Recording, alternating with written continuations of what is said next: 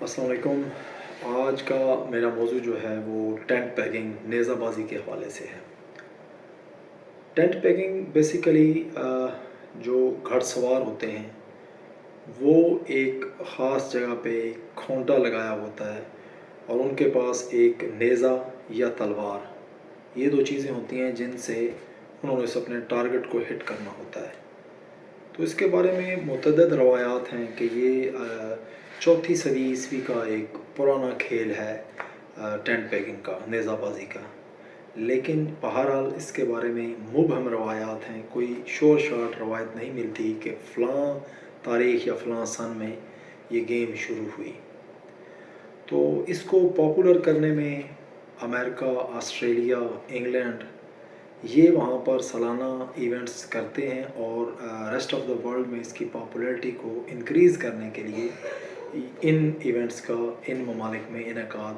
سالانہ کیا جاتا ہے۔ باقی ممالک میں ساؤتھ افریقہ ہے، عمان، مسقط، جہاں پر ہیڈ کوارٹرز ہے انٹرنیشنل ٹینٹ پیکنگ فیڈریشن کا، اور انڈیا ہے، اسرائیل ہے، اور ممالک اس طرح کے جس میں شامل ہیں۔ تو ٹینٹ پیکنگ بیسیکلی اس کے بارے میں یہ بھی ملتا ہے کہ جو عربین مسلمز تھے وہ ارلی ان دا مارننگ، یعنی صبح یا لیٹ نائٹ میں جو خیمے لگے ہوتے تھے دشمنوں پر، ان پر حملہ آور ہوتے تھے اپنے نیزے یا تلوار سے۔ جو ان خیموں کے وہ کھونٹے لگے ہوتے تھے ان کو اکھاڑتے تھے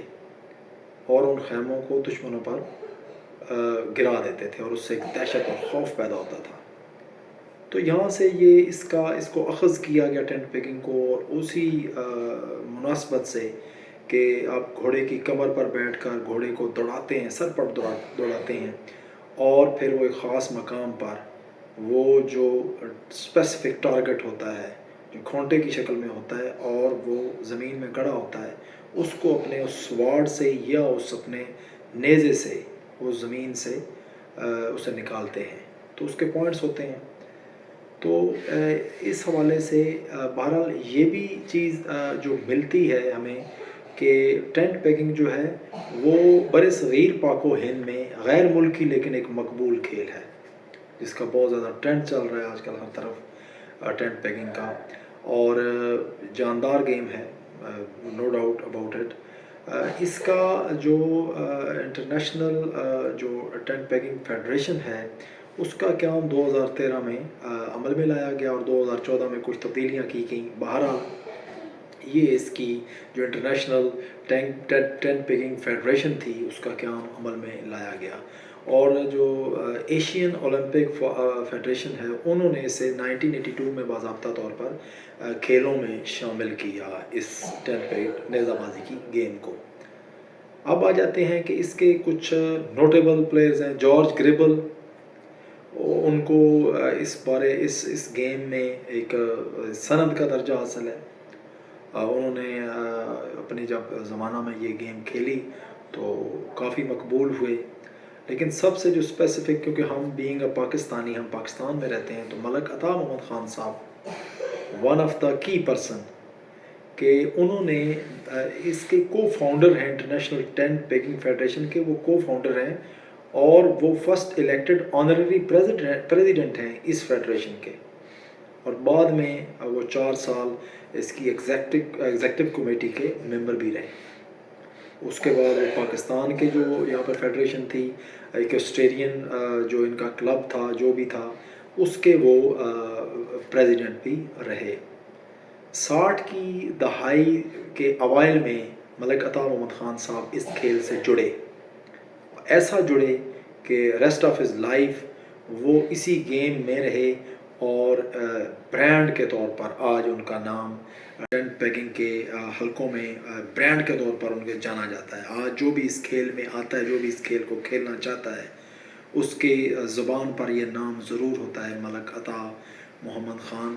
جو کہ he was legend in this game, wonderful personality he has at that moment.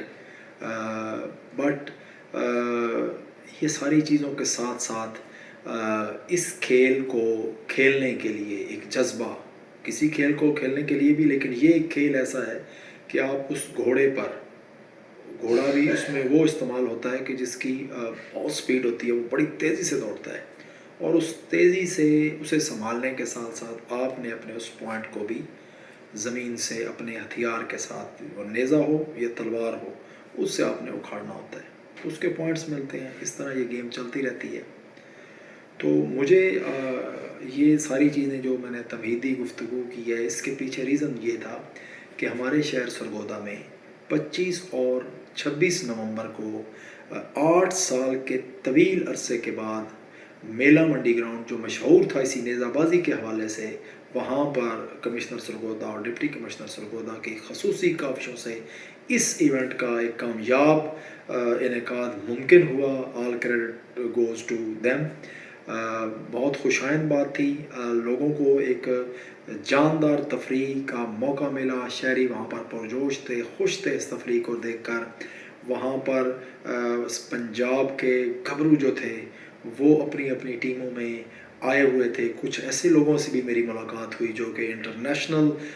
Player ہیں، لیکن اس ایونٹ کی جو خاصیت تھی سرگودا کے حوالے سے، کیونکہ وہ سرگودا سے بلانگ کرتے ہیں، تو وہ ابراڈ سے اس خاص ایونٹ میں پارٹیسپیشن کے لیے پاکستان پہنچے۔ تو یہ ایک بڑا ہیلدیئر ایونٹ تھا اس حوالے سے کہ 8 سال کا ایک طویل وقفہ اور اس کے بعد اس ایونٹ کا ہونا، جب کہ ملکی حالات آپ اسے کہہ سکتے ہیں کہ عوام اس وقت پریشان ہیں، یہ غیر یقینی صورتحال بھی ہمیں کہیں کہیں نظر آتی ہے، تو اس حوالے سے یہ خاص طور پر ایک جاندار ایونٹ تھا، ایک جاندار تفریح تھی سرگودا کے شہریوں کے لیے، اور پنجاب کے دور دراز علاقوں سے ٹیموں نے شرکت کی، اور ماشاءاللہ بہت خوبصورت کلب تھے، بہت خوبصورت نام تھے ان کلبوں کے، بہت خوبصورت گھوڑے تھے جو یہاں پر آئے ہوئے تھے، اور 2 دن یہ مسلسل ایونٹ جاری رہا، بھرپور توانائیوں، بھرپور اپنی آب و تاب کے ساتھ 26 کی شام کو یہ اختتام پذیر ہوا۔ تو ہماری ہمبل ریکویسٹ ہے مقتدر حلقوں سے کہ ایسے جو سپورٹس کے خاص طور پر ایونٹس ہیں جو کہ ایک صحت مند معاشرے کی تشکیل میں اہم کردار ادا کرتے ہیں، ان کو جاری رہنا چاہیے، نہ صرف ٹینٹ پیکنگ کی صورت میں، نیزہ بازی کی صورت میں، بلکہ دوسری سپورٹس کے حوالہ سے بھی ایونٹس کا انعقاد شہروں میں ہونا چاہیے۔ ہم سرگودا کے ہیں تو ہماری یہ ڈیمانڈ ہے کہ سرگودا میں بھی یہ ٹائملی ان چیزوں کو ہونا چاہیے، تاکہ نوجوان جو جن میں صلاحیتیں ہیں وہ آئیں اپنے اپنے فیلڈ میں اور اپنی صلاحیتوں کو منوائیں۔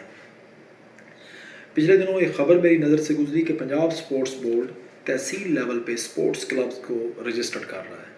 تو میری ان سے بھی ایک ہمبل ریکویسٹ ہے کہ آپ ضرور کریں۔ میں تو کہتا ہوں کہ یونین کونسل لیول تک، گراس روٹ لیول تک آپ کو جانا چاہیے، لیکن تحصیل لیول پہ بھی آپ، بہت بڑی اچیومنٹ ہے کہ آپ کلب رجسٹر کریں، لیکن کلب کو صرف ووٹوں کے لیے آپ رجسٹر نہ کریں کہ ایک تحصیل ایک ووٹ بن گیا ہے اور کل جب یہ کوئی آپ کی باڈی ہوتی ہے، اس کے الیکشنز ہوتے ہیں تو ان میں وہ ایک ووٹ کاؤنٹ ہونا ہے، نہ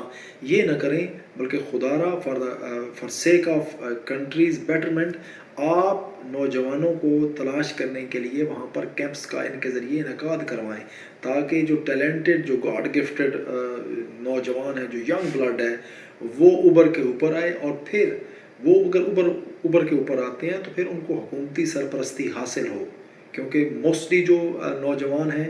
ان کو وہ سہولیات میسر نہیں ہوتی، انہیں بہرحال حکومتی سرپرستی کی ضرورت ہوتی ہے، تو اس حکومتی سرپرستی میں آپ ان پر محنت کریں، اور انشاءاللہ تعالیٰ وہ دن دور نہیں کہ جب وہ انٹرنیشنل سطح پر پاکستان کا سبز ہلالی پرچم بلند کریں گے اور ہماری عزت و وقار میں اضافہ کا باعث بنیں گے۔ آپ سے ایک ہمبل ریکویسٹ ہے کہ آپ کائنڈلی میری اس ایفرٹ کو اپنے کمنٹس کے ذریعے ضرور بتائیے گا، اور میری رہنمائی آپ کریں گے تو میں بہتر پرفارم کر پاؤں گا انشاءاللہ تعالیٰ۔ مختلف پروگرامز کی صورت میں، مختلف ایونٹس کی صورت میں میں اپنے دوستوں اور اپنے ویورز کی خدمت میں حاضر ہوتا رہوں گا۔ پاکستان پائندہ باد۔